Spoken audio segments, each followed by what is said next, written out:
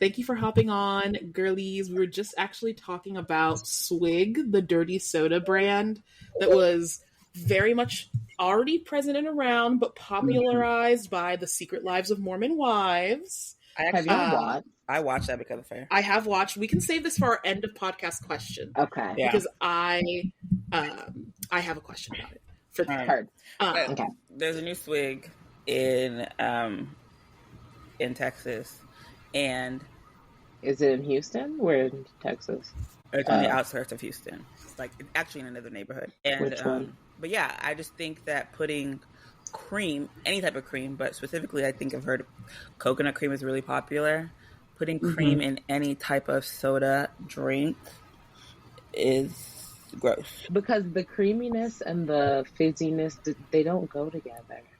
I feel there are other cultures that do creamy and bubbly together. I know that there's like this Korean like nighttime snack where you mix like lemon and lime soda and like flavored milks with like fruit and stuff, and it gives it like a nice interesting texture. So it's not unheard of. I feel the same way about Swig that I feel about like all rice bowl locations, like places where the primary thing they sell is a rice bowl, where I'm like, I cannot abide by paying another human being to make me a rice bowl. The same way I cannot imagine paying somebody to put coconut creamer in my soda. I will simply go to Giant, if I wasn't allergic to coconut and I actually thought this would be good, I would get coconut creamer, I would get a Coke, I would go home, take one of my tumblers, and mix it in my tumbler. Obviously, there's the whole joy of having somebody else do it for you. A lot of these Swig locations and like Thirst locations have like different flavorings and stuff. The girlies who get like essentially like Italian mixed sodas, but like the broke bitch version because it's not like Italian stuff, like the bitches who basically get Sprite and then do a whole bunch of pumps of flavor into it, I can low-key see the vision. Because I feel like that's what I liked about Sonic, because I could like put nerds in it, like I could do all this stuff to it, right? It's the people who literally get Coke with cream in it that I'm like... So, I mean, I can get you can do this at home. I can get the idea because like, if it's my first time trying something and I want to like try coconut cream, I want to try... espresso or something, or cherry, whatever. But I think like if it becomes like your regular go-to drink and you're always getting a Pepsi with coconut cream in it, like just do it yourself.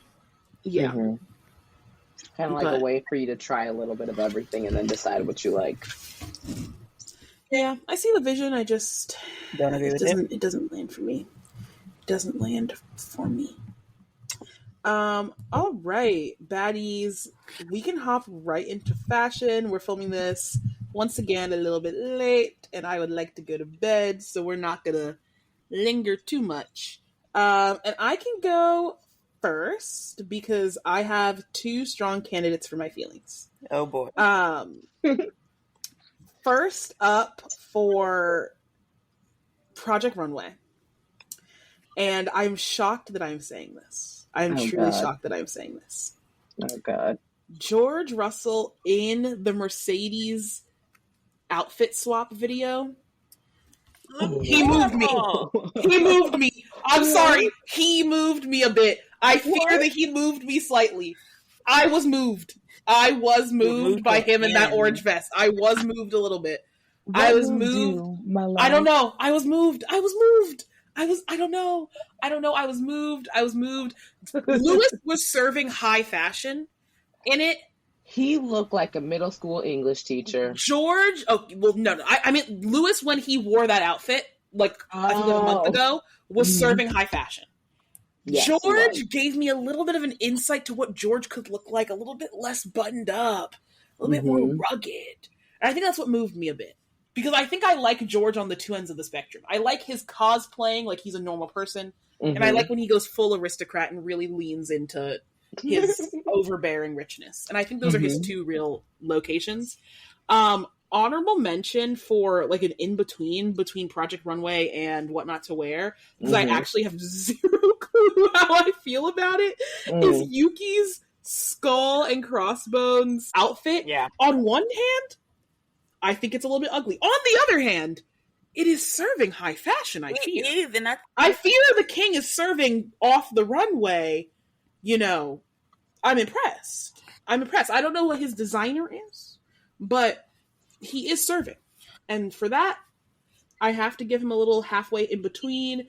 And then for my what not to wear, truly criminal actions were taken by this person. I hate to say it.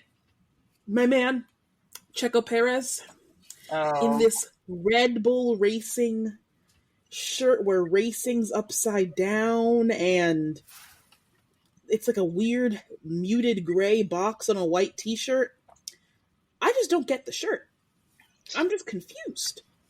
Like, I'm just confused on what he's going for with, well, sorry, not even him. I'm confused what Red Bull was going for when they designed this merch. Like, I'm actually not understanding the functionality of the merch. So, and not it looks like it was like a mistake print. Yeah. So I'm just confused on that one. But so that's actually me. Going to copy your what not to wear because Checo looked like there's nothing offensive about it. Like that's my word, I guess. If fashion offends me, that's usually the criteria. But no one offended me this week. But this one I was confused because I was like, why would you want to have racing upside down? Like, or it's supposed to mean something? Am I not getting it? You know, like the little riddles. Have you seen those little riddles on like TikToks when people are like, oh, it's like, anyway, before I go on a random rant, I didn't like the shirts. It was, and also he didn't do anything to it. Like he just wore the shirt, and I guess the shirt was supposed to be the piece. My Project Runway will probably be of no surprise, but it's going to be Lewis Hamilton in I think what he wore for race J. No, the white outfit. Do you know what? I'm a cream colored with like sleeveless sweater vest. That gets my Project Runway. I forgot what Lewis wore on race day. And I forgot how offended I actually was. Which one was that and one? I'm actually going to give I'll send it to you right now. He's also going to get I forgot. And because I forgot, I actually now have to go back and give Lewis my what not to wear because he looked bad in what he did. This is the kind of outfit from Lewis that I would normally love, and for the listeners, it's a quite baggy, oversized brown pant that conceals his shoes that are blatantly boots for height, with like a sweater tunic situation with some weird circle print in the middle. It would be a sweater dress on me. I think it's rhinestones. Well, I'm just trying to figure out what it's supposed to be. Besides the point, that looked like a moon. My personal beef with this item is not the actual fashion of it. I think there are small tweaks he could have made to make it look better. Wearing this material inside the border of Singapore should be a crime. You should be able to get arrested for it. Looking at him made me want to start sweating. Yeah, in my opinion, this is an arrestable offense to wear anything like this inside the borders of the Singapore country. But that's the thing. It seemed he was wearing sweaters all weekend. Yeah, but he loves to do that. He loves to go to a hot-ass country. Even the top is like a sweater-like material. It's like a sweater vest. Yeah. He loves to go to a hot-ass country and wear sweaters. He did the same thing. Remember in Miami? He wore that big purple sequin jumpsuit that covered him from chin to ankle. But that was in like 100-degree heat. You just gotta have to, you just have to sweat it. And also, he's only wearing these clothes for like an hour tops. That's true. He's literally wearing it to get in the car and get off. Yeah, that's true. Okay, I'll give him that. Yeah. Okay, that's mine. So my what not to wear is going to go to the same person as last weekend, Daniel Ricciardo. Because, sir, you look like you just rolled out of bed. Which outfit? Like we need specifics. The gray top with the green hoochie daddy shorts. The gray top with the green hoochie daddy shorts. Exactly. It's so unmemorable.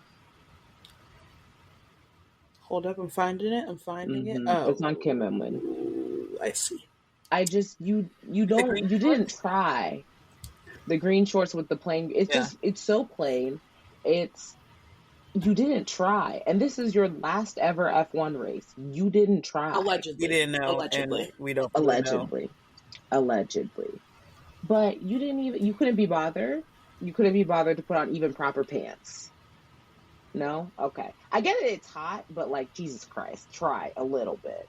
As far as my Project Runway goes, it's gonna have to be Lewis in that white. I think, well, first off, his arms are out. Love it.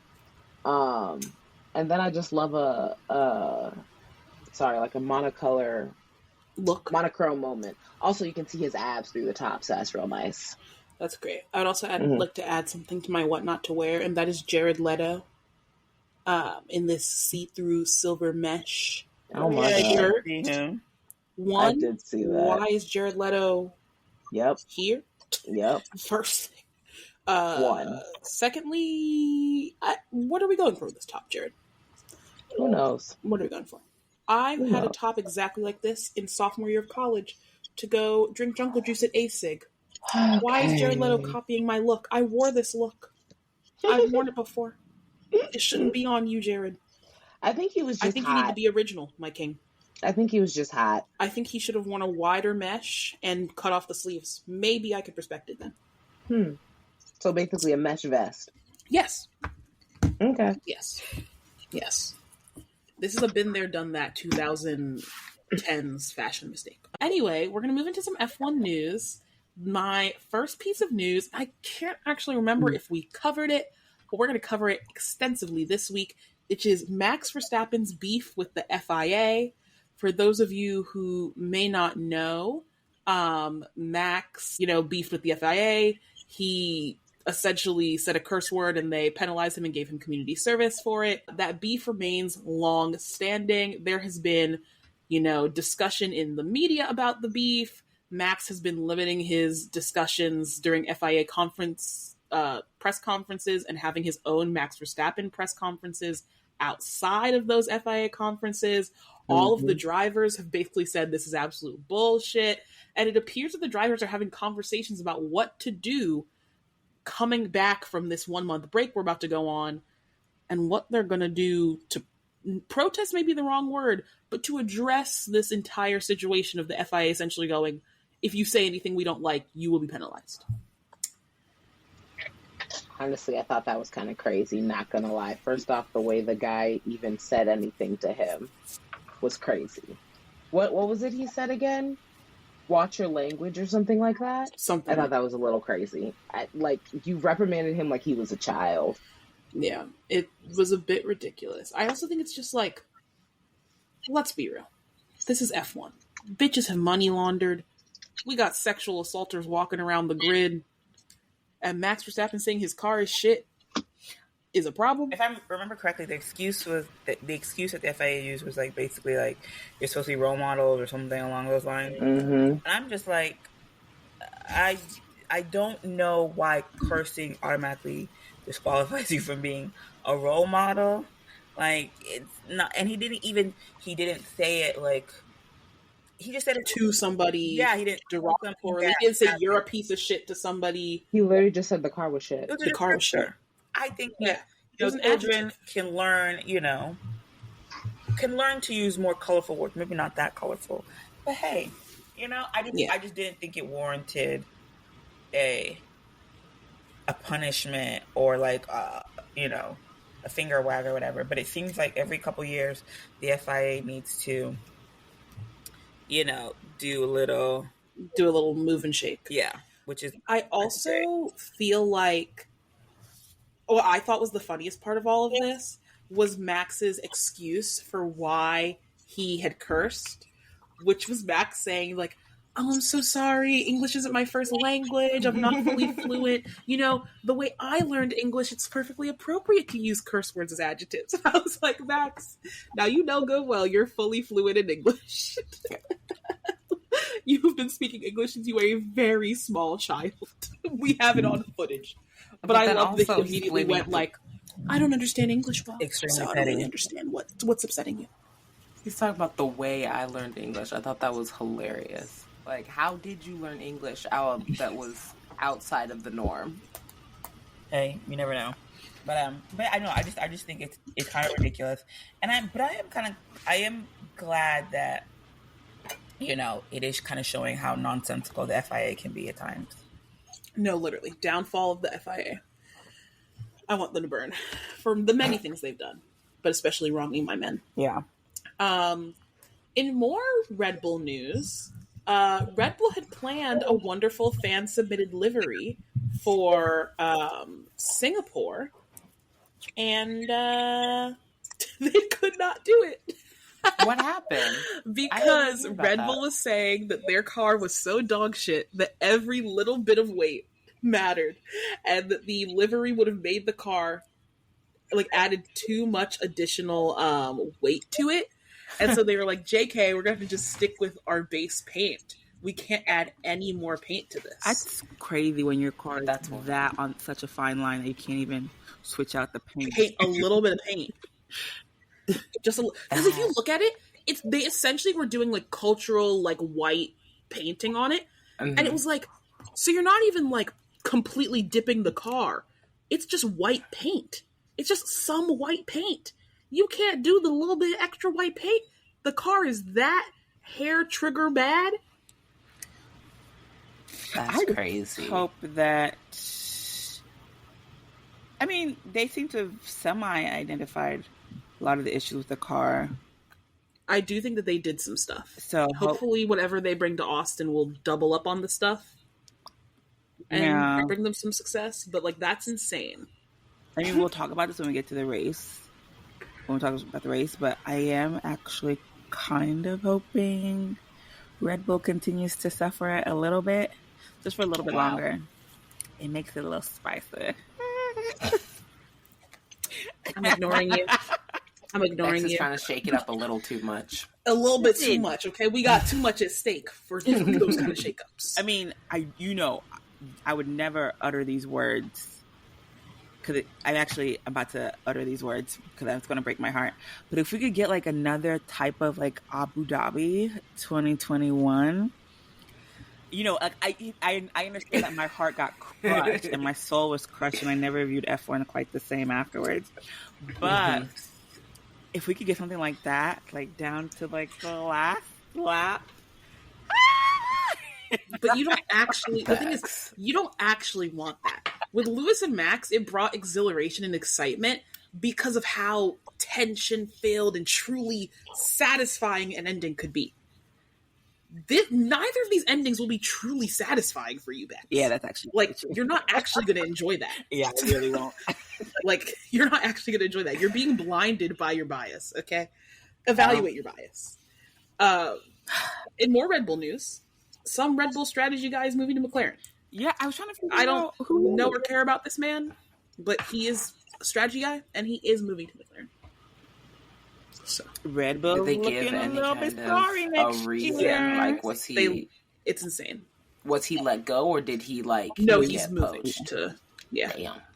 Damn. They've lost Adrian Newey. Mm-hmm. They've lost my man Jonathan Wheatley, the best lawyer Red Bull's ever seen. Okay. And this random strategy guy. Where's Wheatley going? Audi. Okay. So, Hulkenberg will never get a penalty again. So good for him. I mean, I don't know if you all saw, but this week I saw how much Adrian Newey's getting paid next year. And he's getting paid more than 75% of the grid. I think only Lewis and Max are going to be making more money than him. Only Lewis, Max, and Charles. Okay, that's true. Ferrari does pay Charles a lot. Yeah, I think. Oh, they're losing their head of race strategy. Yeah. Oh. Mm-hmm. Okay, I guess he's not some random dude. I mean, I knew he was some random dude. I just knew that I didn't care about him. Yeah, but no, I just see maybe Red Bulls, they had to use a lot of money to, defend Christian Horner over there. So I blame Christian for all of this downfall. I'm letting you know right now, if that car is dog shit next year, I think that Christian Horner, well, regardless, but especially if that car is dog shit, Christian Horner should be hung by his thumbs in fucking Gallifar Square.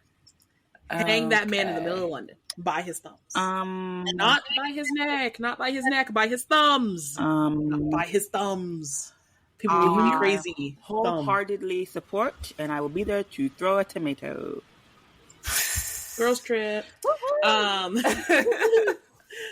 right, moving on to some McLaren news. We have one exciting piece of news and one meh piece of news about the McLaren. First and foremost, the McLaren wing was ruled illegal. Get out of here. Pew, pew, pew. What does that mean? And by illegal, I mean that they just had to stop using that flexi wing. Not that they got penalized posthumously, I guess we'll say. Now, me personally, I'm a firm believer that if you can identify the problem and when it started, you should suffer for using something you knew was illegal. Yes. Because this is one thing where they can't argue they didn't know it was illegal. This is very basic. Anyone can provide a good argument. I don't think they can provide a good argument that says, we didn't know passive aero wasn't allowed, even though it's rule number 1 of building a car. Like, that's a difficult one to defend, right? Like, like Mercedes could have, like, when Mercedes had that whole thing that pushed the button and then the tires, like, rotated on themselves, like, that's easy to go, like, we didn't know that was against the rules. There's nothing in the rules that says you can't have, like, your car tires move because of a button. You know, it says that you can't have, like, aero on your car move outside of DRS, but, like, not the tires, right? Whereas this one, it's like, your rear wing reducing drag is actually an entire function that they allow you to use at specific times during the race. Y'all knew it wasn't supposed to be like that. Besides the point. They were hoping they would slide in under the radar. Yeah. It was ruled illegal. Zach Brown pretended like McLaren identified the issue and offered to the FIA to fix it for fairness. And I'm like... and I was born yesterday. Zachary. Zach, that's created the issue. What are you talking about, Zach? When I saw him, this interview of him being like, yeah, you know, we found out about the issue and we went to the FIA a couple weeks ago and we're like, hey, if you guys want us to change this, we'll change it. Just let us know. And we offered to change it because we believe in sporting fairness. It's like, no, you didn't. No, you didn't. That's just a lie. And them going to the FIA themselves probably is part of the reason why they weren't penalized. Yeah. I, like, don't even know what the tea is there. Like, I don't know why he would lie about that. You don't need to lie about it. Like, it's fine.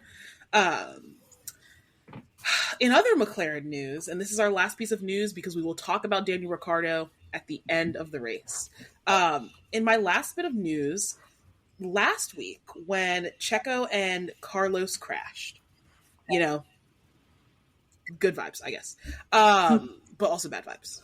And when I say good vibes, I guess, the McLaren garage, there's now footage of all of the race, like, mechanic people erupting in cheers and essentially, I think, saying something like, get that fucker, or, like, basically cheering on them crashing and, like, not even pondering if the two of them were okay. And it's been heavily critiqued by everybody, basically being like, at least pretend you're concerned about the driver. Jesus Christ. I think especially because McLaren likes to do this whole, once a papaya, always a papaya. We're a papaya family. I'm like, that's your man Carlos, who some of y'all probably changed tires for, who just got in a really bad crash. Like, really bad. And your first thought is, yeah, that fucker crashed. Okay, maybe just me, but I also feel like of all the people on the grid that you would cheer that they crashed, I don't understand why it's those two. Like, if Max crashed, I'd be like, bad, poor, you know, not good taste, but I get it, right? Yeah. Maybe if it's Charles, but it's Sergio Perez and Carlos Sainz. They have what they're racing has no effect on either one of your drivers. So why are you cheering? Like, I guess that they got ahead in the Constructors' Championship because Red Bull lost a driver's worth of points. But also, like, guys, if the drivers who directly want those motherfuckers in front of them to crash can get on the radio and push a little, are they okay? I think you guys can hold the I'm glad that fucker crashed comments while you know you're being filmed. I think you can hold it until after you're off camera, like everybody else. What were they being? Were they being filmed for Drive to Survive? Well, they always film the garages. Okay. That's like one of the, like, I feel like carte blanche, like, assumptions is that if you're within the paddock, you're being filmed. Like, you are open to be filmed at any point. Got it. Which is why you'll see, like, when they don't want lip readers, like, Toto will turn away from a camera, or he'll put up a folder in front of his mouth, because he knows, like, oh, if I'm saying something actually important, I need to preemptively do that, because there's always a camera filming us. That is kind of the inherent part of the job. Got it. But yeah, I just feel like, I mean, I didn't care that much, because I knew McLaren was fakes and liars. But I think it was kind of crazy, me personally, to cheer for the hurt of others. But anyway, we'll come back to Danny. We can talk about Daniel at the end of this race. Yes. We can talk about our dearly departed at the end of this race. And what race was that? It was the Formula One Singapore Grand Prix. Also held at the Marina Bay Circuit. Some stats for you all. Race first started in 2008. It has 62 laps, each of them being 4.94 kilometers. And the lap record is actually held by none other than Daniel Ricciardo this year at a 1:34.486. We'll get to Danny's fastest lap at the end of this race. We'll tap in to Daniel trying to make sure that Christmas present from his boyfriend looks real great this year. We love that for you, Daniel. Do it for the team. All right, getting into quali, I thought Q1 and Q2 were really boring. Me personally. I do have 2 notes for those, but for Q1, my main thing was that George was beefing with the tires. I feel like George was making a big point about how, like, completely fucked and inconsistent his tires were, which is his job as GPDA president. And yeah, I mean, he was struggling. He was really in the trenches with these tires and felt like the tires were like absolute dog shit. But that's all that I saw happen in Q1. Did you baddies have any fun, interesting moments? What would make him struggle with his tires so much? What do you think? Well, George's complaint was that the tires were very inconsistent. So his complaint was essentially, we haven't changed anything since FP3. In FP3, these tires were under the same temperature conditions, the weather isn't that different, and the tires were so great. Boom, boom, boom, boom, boom. Okay. I hop in Q1, 3 hours later, on the same tires. Yeah. And I can't go fast at all. No grip, no nothing. Why the fuck is the same tire compound reacting completely differently 2 to 3 hours later? That doesn't make any sense. Because in theory, if it's the same rubber, it should react pretty much the same under the same conditions. So I think that was his question of like, why am I putting on 2 sets of mediums? And on one of them, I can set the fastest lap. And on the other of them, I can like barely keep my car on the track. Is that a Pirelli issue or is that a George driving like shit issue? Pirelli issue. He's saying it's a Pirelli issue. He's saying like, why are your tires inconsistent and dog shit? Which I think they took beef with. But if the tires are inconsistent and dog shit, they're inconsistent and dog shit, you know? I think a couple people were, not as much as him, but I think a couple people mentioned something about the tires. Yeah. There was some tire bullshit this weekend, so we'll see what pans out of that. I don't think Pirelli were happy about George saying all that, but make some better tires. Like everybody needs to watch their mouth, apparently. Yeah, make some better tires. I also, me personally, like I think that the entire tire range needs to be softened significantly. I don't like that they can throw out a pair of mediums for 30 fucking laps.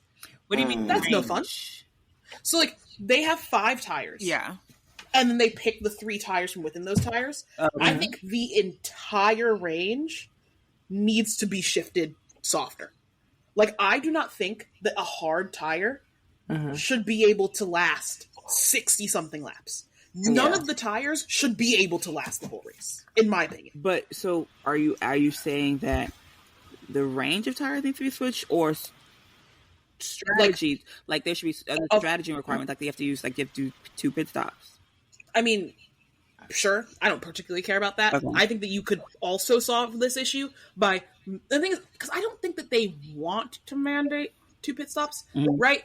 So my thing is, you don't have to mandate 2 pit stops. Yeah. In literally mandating them, You can make this all much easier. Make it so that not a single tire can last more than 30 laps. Yeah. Can last more than half race distance. No tire should be able to, that you're going to select for the hard should be able to last more than half race distance, in my opinion. I don't think you should slap on a hard and then do what happened. I can't even remember what race it was. Maybe it was the last one where they did a 50 laps on the hards. Why the fuck can you do all but one lap of the race on a tire? Like, you should have to pit, in my opinion. Like, you should put on the hardest compound and need to pit, because if you don't pit, your tires will explode. Like, that's how you mandate some sort of stopping situation, is you make it physically impossible to finish the race without your tires exploding. That's also how you add in some sort of, like, reliability and variability question of, like, right now, let's say the F1 did away with the pit stop thing. Nobody's tires are exploding in a race, right? Yeah. The way that you make sure that people have to pit stop, that they pit stop during the race, and that you add in some amount of, like, reliability and variability, is to just make the tires softer, so that even if you tried to go 40 laps and you tried to push your driver to, like, hold out the stint, eventually you're going to have to pit that motherfucker. Because if you make him hold out the stint until lap 45, his tires will explode and his race is over. Like, I think that's a much better way to encourage more pit stops and more tire strategy, is to force them to have to contend with tire strategy. Like, you can't rely on a driver's good tire like management to make a hard last 50 laps. Make it so no hard physically can last 50 laps. Okay. I get what you're saying. It does make sense. But it would make things a bit more interesting, but I do think... Well, because we used to have like a 7 or 8 tire range. Oh. Because you used to have like super softs, hyper softs, super hards, like all that stuff. Like, I'm not saying bring that back. I'm saying our current 5 tires, instead of the bottom one being, you know, where the soft was, I guess, make so the bottom one's where the hyper soft was. I think... And the top one's where, like, the medium or hard was back in the day. I'm trying to think. I think having a better tire range would make for a more interesting race. But I also feel like tires are so... I feel like adding more nuance to the tire issue is just going to be like a lot of complaining and a lot of like tire issues that I just don't know if I want to watch. I think that it does not add more nuance because, like, they have changed the rubber compounds of the tires before. Like, the rubber compounds this year are not the same as the rubber compounds last year, are not the same as the ones before that, right? They're constantly changing where the hardness lies for each of these, trying to make sure that they're equally spaced out, trying to, like, adjust the ranges. I'm just saying I think they adjusted in the wrong fucking direction. Oh, okay. Like, I think that they tried to make the tires more reliable. I actually did that because they're also like a regular tire brand, right? So they do the same thing that the F1 cars do, where they're like, oh, well, we need to show that our brand is good at this and very reliable, and da-da-da-da. I'm like, I don't want them to have good tires on their car. Got it. I get it that you, the company, want them to have good tires on their car because you want to show the world that you make good product. I don't want you to give these men good product. I want you to give me good racing. I don't care about the product. Me personally, that has nothing to do with me. That's between the two of you. I want good racing. I don't want you to give them tires that they could drive for 100 laps and they won't explode. That's not what we're here to do. Well, in my opinion. Me. Maybe Pirelli will decide to spice it up a little next year. They probably won't, but hey, maybe they can threaten them with fucking Bridgestone or whatever it is again, and see how that goes. Because I love that. Anyway, back to Q1. Danny, Stroll, Gasly, and the Saubers got knocked out. For Q2, my only note is that I am begging Checo to make it easier to defend him. Please, King, I am fighting the Danny Rick fans for you on the front lines, and they had your number this weekend. Please, I am begging you. Oh my goodness. Please, you make it so hard for me. You make it so hard. I don't really have anything to say about Q2. It was what it was. Yeah. Knocked out of Q2 were both of the Williams, with Alex finishing ahead of Colapinto, Checo, Magnussen, and Ocon. In Q3, we started off with a fun and spicy one because Carlos immediately crashed his car. I'm like, Well, he wasn't even doing his lap. I think he was gearing up to do his lap or something like that. And he shunted it right behind Oscar. Rip Carlos. He basically doomed him and Leclerc because Leclerc then had one chance to do a lap that got deleted. So I know, I felt so bad for him. why did it get deleted? he exceeded track limits. And I think it was like, had Carlos not crashed, his lap that he was on would have been probably fine. The thing for me, maybe it's just I didn't fully understand. Why don't they just stop time and let, like, why do they only get really one chance to do a lap? So they did stop time. What it is that when you crash and then you like cause a red flag, everybody's in the middle of a lap. That basically goes away. Yeah. Right? So then, especially on one like this, where a really fast lap is like a minute and a half, if you have 8 minutes, right, you got to get out of the garage, right? Like, let's assume that you pull out of your garage at the green flag dropping, which nobody does. Let's assume that you pull out of the garage, you do your little amble out of the pit lane, right? You have to make one outlap around.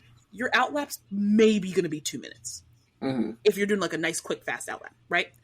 And then you get in a minute 30 banger lap. At this point, we're sitting at 4 minutes left on the clock, right? The only way you are guaranteeing you get another lap in is to not stop and do another outlap and then a hot lap. Almost nobody does that. Yeah. Very few people in Q3 especially do outlap, hot lap, outlap, hot lap, unless you absolutely have to. Yeah. Right? So most of them are analyzing the data in the garage for like a minute or two. And then they go out. And by then, you literally only have one chance to do a hot lap. Unless you know you fucked your first hot lap and you keep going and immediately send to another one. You're probably not going to do that good either, though. Yeah. Because your tires are probably fucked. Well, damn. And so, like, anytime there's a red flag, outside of it being literally, like, the first 4 seconds, essentially, of a session, you're probably, especially on a track like this, where it's, like, not longer is the wrong word, but it's, like, on the medium end, you have one hot lap actually going for you. But, yeah. Also, part of Carlos shunting, Max was right behind him, and there were, like, these double-waved yellows in the corner, but all of the lights and on Max's dashboard were still flashing green. So he, like, let up, but, like, not, like, a ton. Because he was like, wait, what do I do? You know? And then they considered penalizing my man. But after reviewing the footage and seeing that literally nothing indicated to him that it was actually a yellow zone, they let my man free. Well, free Max.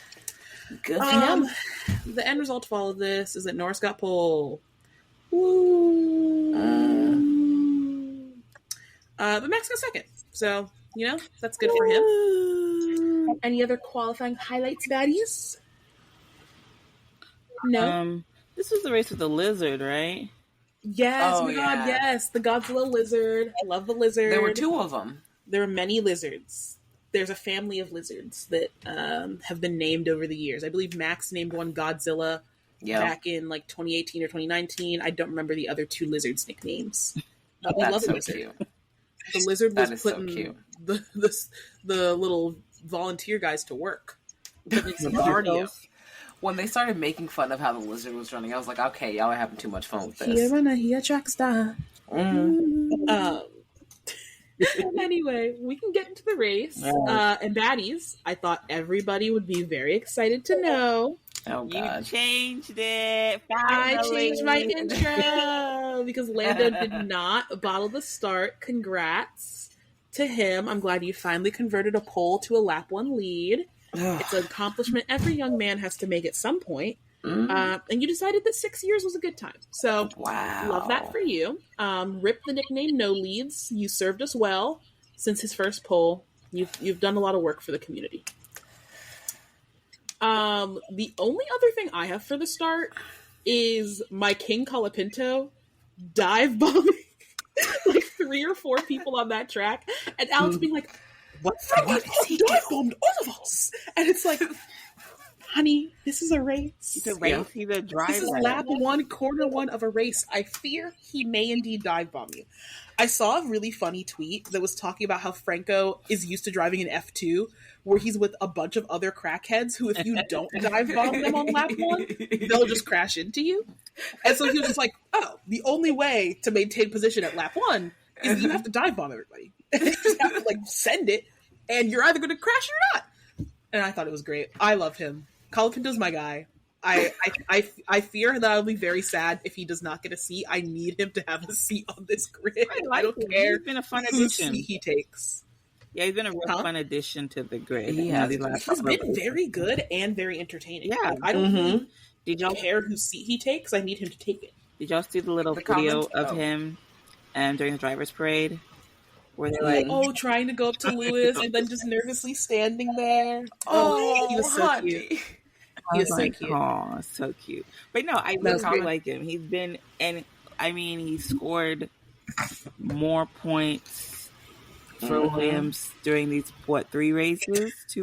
3. Logan did in his entire career. Career. Why don't you leave that man alone? Don't get me wrong. I shouldn't say love. I really rooted for Logan. You know, I really did. He was the only American on the grid. You know, even though I had some personal issues with him, but like I rooted for him.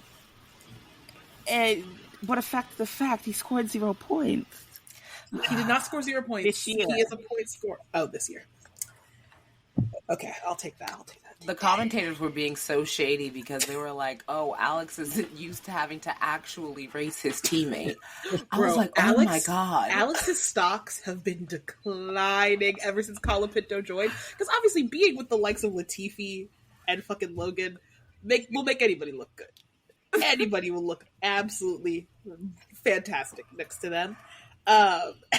And so now that he's next to Colapinto, who can like actually drive an F1 car, it is so interesting to see how people are like, wait a second. Colapinto has never stepped foot into an F1 car and is 1 spot behind Alex most days of the week. Neck and neck. Yep. Which I think is absolutely crazy. He has great raw talent, which doesn't mean Alex doesn't have talent, but Colapinto has amazing raw talent. So I'm interested what will happen if they give him a seat and hone him. They need to give him a seat because he's fun. He needs a seat. He needs a seat. Give him that Audi seat for 1 year while you wait for maybe Vettel. Oh gosh, that rumor. But what was I gonna say? My brain. Moving on.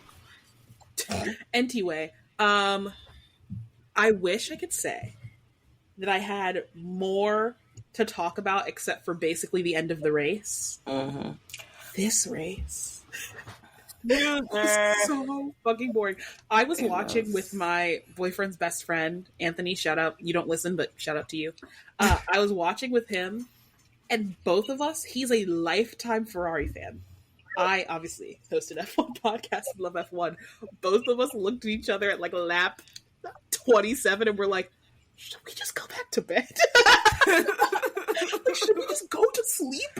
Like, we're sitting here, both dozing during this race, and I'm like, oh my god. I'm sitting there. I genuinely, until the next point that I'm about to bring up, I was 1 lap. I was like, I'm giving them 1 more lap to draw me back in, turn off this TV and go back to sleep and just watch the race highlights when I wake up. It was so boring. Continue to see Norris gain a lead that was like 15, 20, 25, 30 seconds. I was like, what the fuck am I watching? This isn't F1.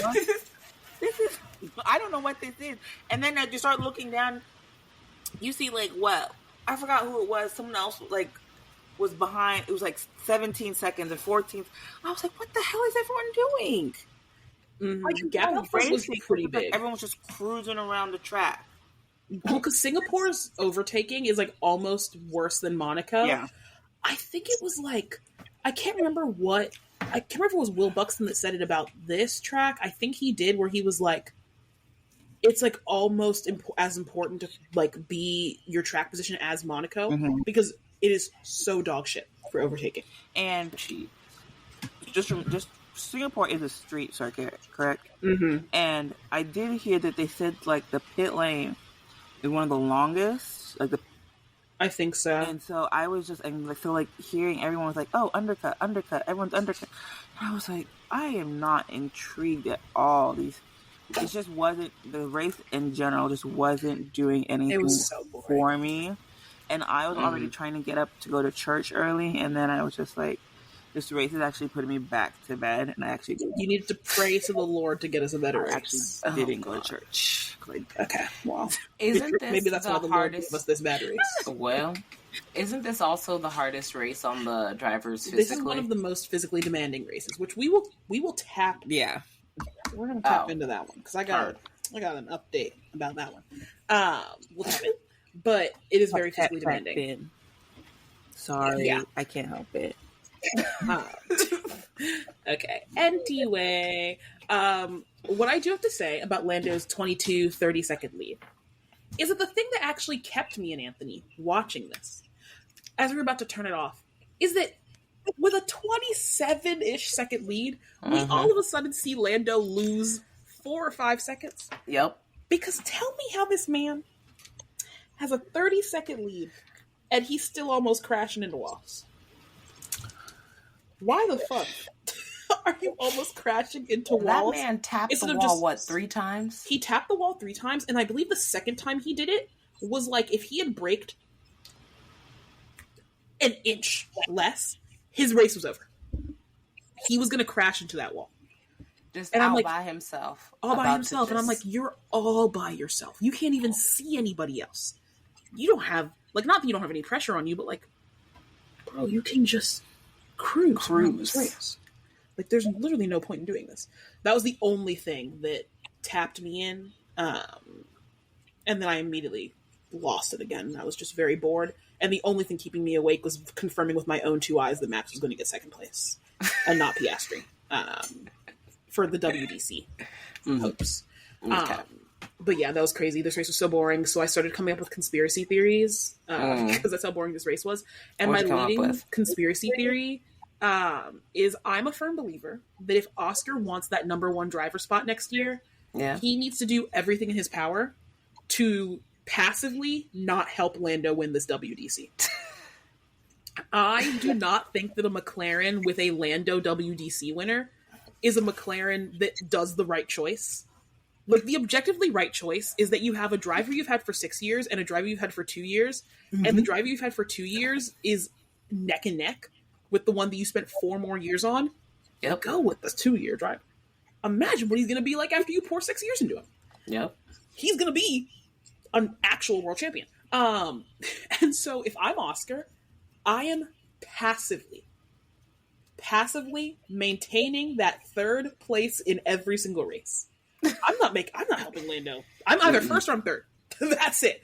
I'm not helping Lando win this WDC because next year, that's 1,000% going to go into the negotiations of who's first driver. Is Lando's the WDC. He's proven he can win it. So make sure he proves he can. Well, that's all. Just leave him to duke it out with Verstappen, and they'll deal with each other. Leave him to his own devices. And passively let it happen how it's going to happen. Me, personally, Oscar has integrity, so I don't think Oscar's going to do that. But Oscar, I really hope you do, because I think it'll be better for your career. Or just leave. That is also an option. I think leaving or passively not helping would be great. If he left, where would you want him to go? Anywhere top of the grid. Doesn't matter Anywhere top of the grid. Anywhere, I don't particularly care where. I think when Max inevitably retires in like a year or 2, he could take Max's spot. Because Max is not long for this world with the tomfoolery occurring in F1. I give Max 2028, maybe. Really? Actually give Max 2026 for a really long time. We actually look at that would make he started racing F1. He started racing F1 in 2015. Ooh, he's almost at his 10-year anniversary. Jesus, he's been racing for since he was little. Like, if I'm him, boy's tired. I'm out of here in 2025, 2026. I'm giving Red Bull one good year of these new technical regulations to prove to me that they somehow managed to put turbo jet fuel into my car, and then I'm going otherwise. Like, easy as. And I'm signing a year-by-year contract as well. I'm leaving at whatever point I want to. Hey. But, okay, so as far as this race, Norris did win because he has a rocket ship under him, but Max did come P2, and so I did just want to announce that with a special little helper that we're about to talk about, assisting in Max's WDC hopes, if Lando wins every race and sprint, and Max comes P2 in every race and sprint, independent of who gets fastest point, Max still wins the WDC. AKA, Lando needs to be perfect, and Max needs to have a bad weekend. If either of those things fluctuate, things get a little mixy. Well, so the thing about it is, I don't know, because I could easily, there was a time where I could be like, oh, that's not even a worry. Max is going to P2 at least, but that's easy, light work. I actually don't feel that confident that he can get P2 every weekend from now on. Unless Red Bull has found the answer now, that they have figured out what the issues with the car, that they can put a little magic Nui dust on it and have it ready to go, and it's not going to be a problem. I think I'm nervous for both of them, because I also feel like Norris actually, you can't depend on him to do anything either. So it's like, I don't really know. It's very much a toss-up. It's not a toss-up. Let me back up. It's not a toss-up because Max is still like leading by 52 points. Yeah. Max has the same lead he had before McLaren had fixed their car. Yeah. So, for context of how shit's going for McLaren. So like, it's not like that big. It's because like basically,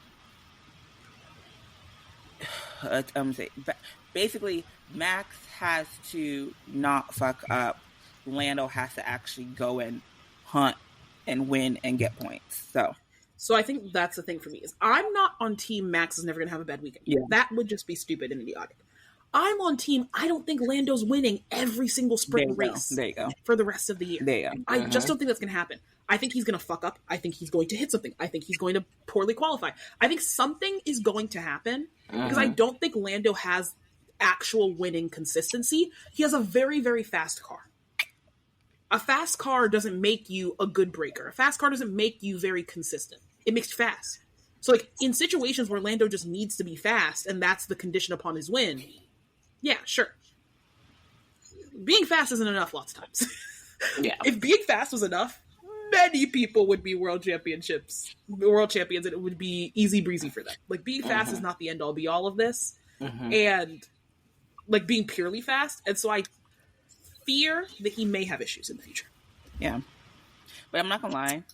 Hearing you say that, oh my gosh, Lando just has a fast car, makes me recall those really weird fans that are like, Lewis isn't a great driver, he just had a really fast car. But I think that's the critical thing, right? Is that Lewis had a very, very fast car and still had to use his actual skill because having a fast car isn't actually enough.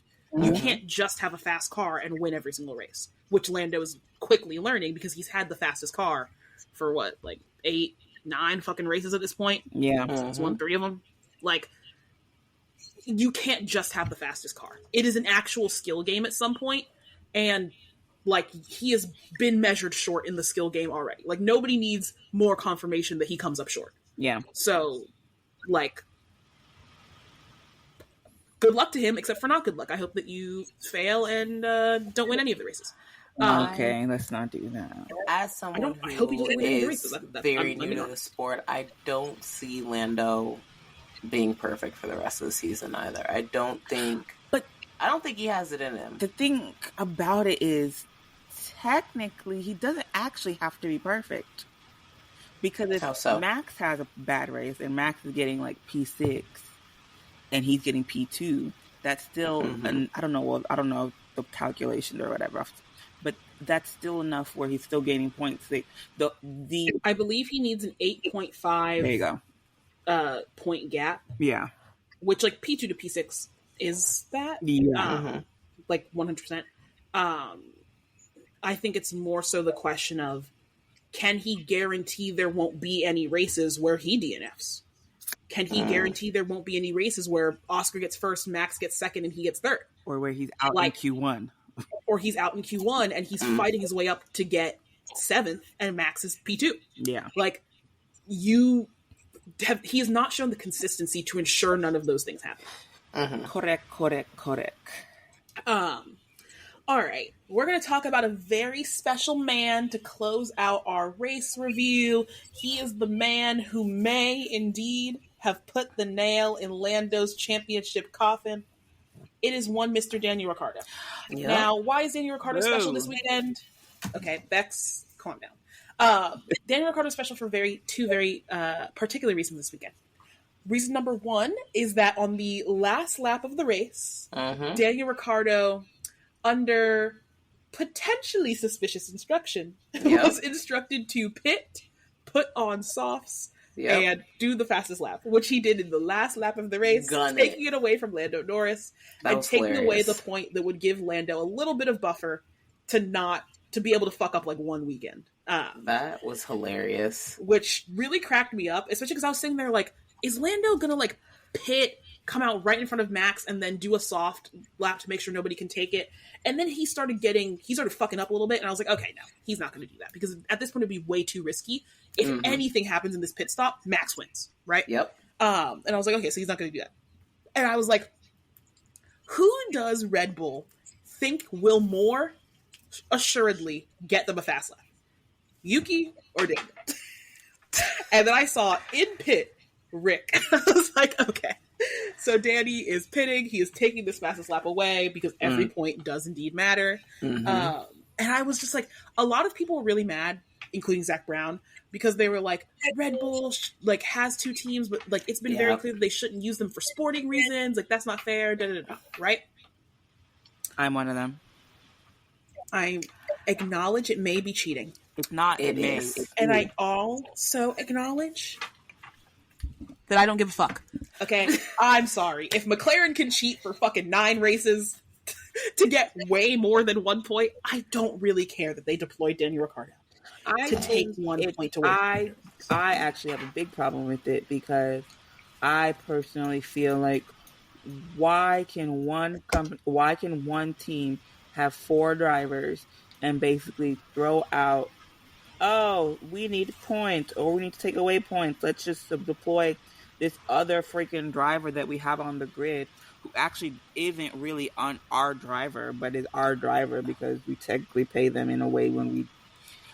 Anyway, I just think it was so ridiculous, and I think it's actually a problem. I do think that... See, that's a problem. FIA is worried about other stupid crap instead of actually stuff that they should be worried about. Red Bull should not have 2 teams. It's actually ridiculous, and I am at the point where I would like to see another team on the grid besides RB or Visa Cash App Red Bull, whatever you want to call them. I have a problem with it. Maybe because I don't think it's quote unquote fair, and everyone's like, oh, life isn't fair, or everyone works things to their advantage. But I just feel as though maybe, do you know what it is? I'm gonna be honest. I have a problem with it being a Red Bull. I have a problem with it being Christian Horner. Really? I have a problem with it being... Yes! I think that, like, if this was, like, Ferrari or even Mercedes too, I would have a problem with it as well. I truly do. Like, I just think it's actually asinine that you have... Do you know what it is? I think it's, like, when you actually take a step back and look at the big picture. When you have someone like a team like Andretti who wants to come on the grid, right? And then they're like, no. But then Red Bull's allowed to have 2 freaking teams on the grid. And it's just like, come on. Like, this is actually ridiculous. This is actually nonsensical. This actually isn't fair. And so I had a big problem with it. And also, too, I don't like Daniel Ricciardo. Please, God. And I really hate that everyone's like, oh, yay, Daniel Ricciardo. Woo, woo, woo. savior, our hero. Oh my gosh. Making up these fantasy stories about Daniel Ricciardo and the career he's had. That he was almost, I saw one where they were like, Daniel Ricciardo was almost a world champion. And I was like, what season, what year? I'm not going to refresh my memory. But everyone's like hailing him as some type of hero who's come to save the sport of F1 from Lando North. And I'm like, suck it. Suck it. For real. I'm so tired. I'm so over it. That is my rant. I am off of my soapbox, but it's always screw Daniel Ricciardo, screw Red Bull, screw Christian Horner, and screw the FIA for not doing anything about it all these years. It's ridiculous. I've had goddamn. Bex, thanks for telling us how you feel. I think that's great. We all know I'm not a Daniel Ricciardo fan in this household. I've already said that Daniel should have been off this grid last year. So let the record show. I'm not a Daniel Ricciardo fan. I will say, on the point of Red Bull having two teams, they are the most straightforward and forward-leaning about having two teams because they just actually own their two teams. We have Mercedes and Williams walking around here pretending that they're two independent teams because they aren't legally owned by the same dude. That's a master and a junior team. Now, could they do the logical thing and actually use it to their advantage? Sure, they could, but they don't. That's their prerogative. No, right? They use it to their staff. No, I actually use it to their staff. The argument that is not a good enough argument. No, I'm saying they could. It's not. They could if they wanted to. Walk around like my point is not that it's not the correct thing to do. It's not. Williams. I would not say that Williams is Mercedes' junior team.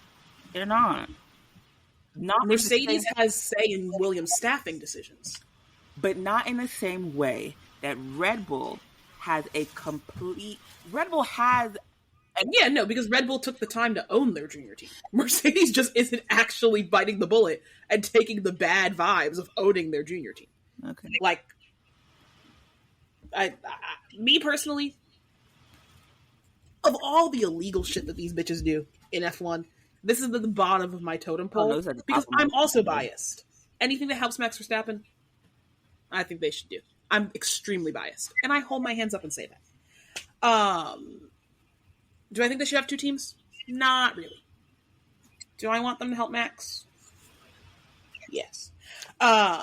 Is what I will say about that one. Although I do agree with your point about Daniel Ricciardo's career not being that illustrious. Although, as much as I am a Daniel hater as well, I do have to state that Daniel was indeed in serious WDC contention. I believe in... I forgot what year. I want to say 2017, 2018. He was in serious contention with Seb Vettel and Lewis. I believe that at the beginning of the season, it was him and Lewis scrapping, and then eventually it turned into him and into Lewis and Seb scrapping with like Daniel like doing a little punchy punch, and then obviously Lewis is that bitch, so like he ran away with it. But I do have to say, for the bitches saying that he was almost a WDC, by F1 standards, he was almost a WDC. You know I don't like Daniel, so like WDC driver. You don't like Daniel, so this is truthful facts. Was that back when he was with Red Bull? Yeah. Anyway, why are we having lots of Daniel talk? Number 2, it's because allegedly, and by allegedly I mean like the most allegedly that we've ever put in a rumor. Allegedly, because the way that it's being handled is absolutely insane. Allegedly, this is Daniel's last race. Daniel doesn't know if it's his last race. Nope. Christian Horner doesn't know if it's his last race. Nope. Lauren Meekes doesn't know if it's his last race. Nope. Yuki doesn't know if it's his last race. Nope. The brand relations head for Cash App doesn't know if it's his last race. The investors don't know if it's his last race. None of the brand social media people know if it's his last race. Who does know? Nobody. I don't understand what the fuck is going on with Daniel's contract, because ordinarily they would just not say anything, or they would lie, or they would announce it. Mm-hmm. It's so strange the way that all of this is playing out, where Daniel's like, I don't know. Christian's like, I don't know. Lauren Meekes is like, I don't know.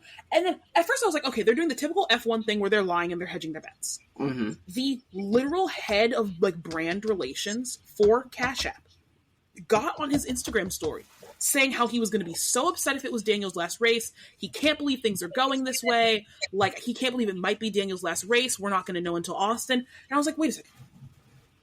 You're like Austin. The VP the next race. Yeah. Yeah. I was like, you are the VP of brand relations. You are like in the C-suite. You are a C-suite level executive for this brand. Inherently in the part that would deal with sponsoring an F1 team. And you don't know who's going to be driving the car with your name across it in a month? What the fuck is going on? It's so weird because everyone's like, farewell, Daniel, farewell. Apparently Daniel was going around the paddock saying his goodbyes because it might be his last race. And I'm like, well, we don't know. I don't know if it's my... So then it's like, okay, well, it's like, where did the rumor start then? Like, where did it come from?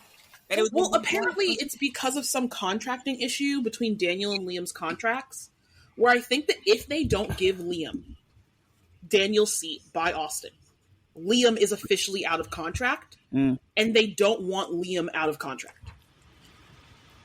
Oh. Is my understanding. Is that it's basically like, similar to what happened with Oscar and Alpine, where Alpine had until August 1st to sign Oscar or he would be out of contract, right?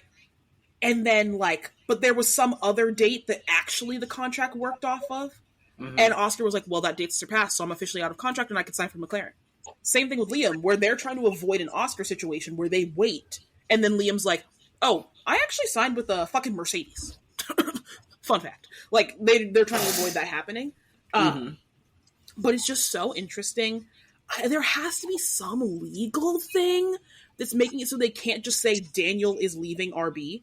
There has to be some legalese, and apparently the investors for Visa and Cash App RB are like pissed because they're like, why the fuck do we not know who's going to be driving our car?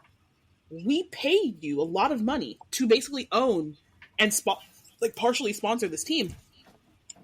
And nobody, like, what the fuck is happening? We don't know who our brand ambassador is. Like, what the fuck? I just, like, this is baffling to me.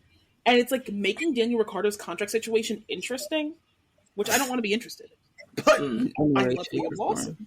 So I need answers today. I need to know if I'm getting my Liam Lawson fucking merch. Okay? I have a Liam Lawson jersey sitting in my cart, waiting for me to purchase it. Really? You're on Liam Lawson like that? I like Liam. He likes cars. He's New Zealandan. Him and his girlfriend are cute. I get his girlfriend's TikToks on my TikTok. They're really cute. Right. Okay. Sorry.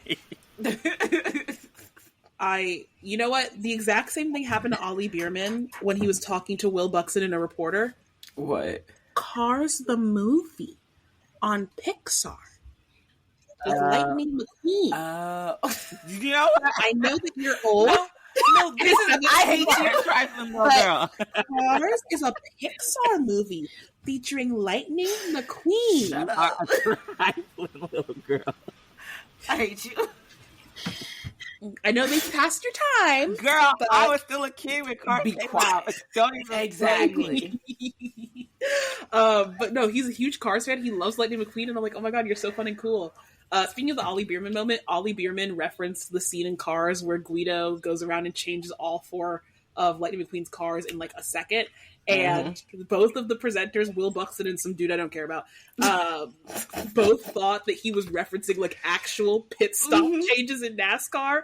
And Ollie was like, I know that you bitches are old. I was talking about the Cars movie. I was not talking about real cars. I was talking about the Cars movie. Will Buxton went into exactly like how they do the little and opposite thing in NASCAR, and Ollie's just like, no, guy. Wrong? Because I was talking about the movie. Ollie looked so confused. That was really funny. But all that to say that in a month, when we come back to F1, literally in a month, leading up to Philly's birthday, is when we'll know about Daniel Ricciardo. It's also when our next race in Austin will be happening. It will also be the first race weekend that the DC F1 arcade is happening. Oh, yeah. A lot going on in October. We got a lot going on in October, and it'll be fun and funky. Will you hear from us between now and then? We always say yes, and then it turns into maybe, and then it turns into no. So we're going to stick to a maybe for now. We're going to stick to a maybe for now. It's a will they, won't they. And as my question, I was going to ask about Mormon wives, but I think we should just talk about that offline. Yeah. Offline to protect the brand. And instead, I will ask you a question that will arguably harm the brand more. Yeah, of course. So we're talking about the Cars universe, right? Have either of you seen Cars 2? Nope. No. Okay, so Cars 2 is a spy movie. It's great. I highly encourage. It is the best in the Cars franchise. It is so good. It's How many are there in the Cars franchise? Three. Oh. Maybe 4 coming. I don't really know. But Cars 2 is the best one. It has a very different format. It's very, very fun. It's international. There's F1 cars in it. Not in like the Lewis Michael Schumacher way. Like there's a physical F1 car as a character. Who is supposed to be a Ferrari. All this to say that it is international, and so we see Lightning McQueen and Mater travel through an American airport, and we see the presence of Car TSA. Now, in the real world, what created TSA? 9/11. So in Car TSA, there is... A plane? 9/11? Cars 9/11. Okay. Anyway, moving on from that, we also know... I was like 9/11? I don't fucking know. Moving on from that point, we also know that in the Cars universe, there are sentient planes. We learned this from the Planes movie. Another great movie. Highly encourage watching. So we learned that there are sentient planes. What is happening right now? And that cars ride inside of sentient planes. Okay. Yes. So I come to both of you with a question. Oh, God. In plane jackings... You don't have to specifically reference 9/11, but in plane jackings in the Cars universe, are the planes going rogue or are cars hijacking the planes? What are your answers? Well, if the car hijacked the plane could technically course correct since it is sentient. That's up to you to decide. So do you believe that all of plane crashes that are deliberate would have to be a plane going rogue instead of a plane being hijacked by a car? I think there could be ways in which they could overpower the plane. However, I do think overall it would be the plane going rogue. Bex, do you have an answer for this incidences. Vital question? This is a highly debated question on the internet, I want you to know. Is it really? No, I don't have There's many Cars universe questions that are highly debated. Because I don't even understand what the question is. Okay. Bex. I will give you one more chance. Bex. In the Cars universe, Okay, I got that planes are just as sentient as cars. Got it. So, Okay, they're human. when In a that reference. yes, so when a plane is deliberately crashed as a terrorist attack, do you think it is the plane going rogue or cars hijacking the plane? Plane going rogue. Okay. I'm actually completely unopinioned on this. I do think that it is also planes going rogue. That's just how I vision it in my mind. Because there's also some other elements to the story that I'm questioning how a car would play out. I don't want to debate the details of 9/11 on the call. Wait, are there pilots, or is the plane the only pilot? That's a great Would there question. Be a cockpit? I will have to look into the airport scene to see if we see any car Y'all pilots. are pissing me off talking about this. What is wrong with y'all? It is so late and we having a conversation about is there a cockpit or is there a pilot? Oh my God. I'm going to bed. Y'all Anyway, to soothe Bex, we will stop this conversation. Tune in next time to listen to us debate the historical significance of the car pope and his car pope mobile. If this means that car Jesus was a Chrysler. Tune in next time for that, and ladies and gentlemen. You know why. Tune in later for that. As always, we would love for you to rate, review, subscribe, share to your friends. Share to your friend who has the most based opinions on the specifics of the Cars universe. Oh my Viewers, God. you cannot see this. Bex is completely disengaged. She's sipping a Coke in the blurred out background of her camera. It's a Dr. Pepper. A Dr. Pepper. Sorry.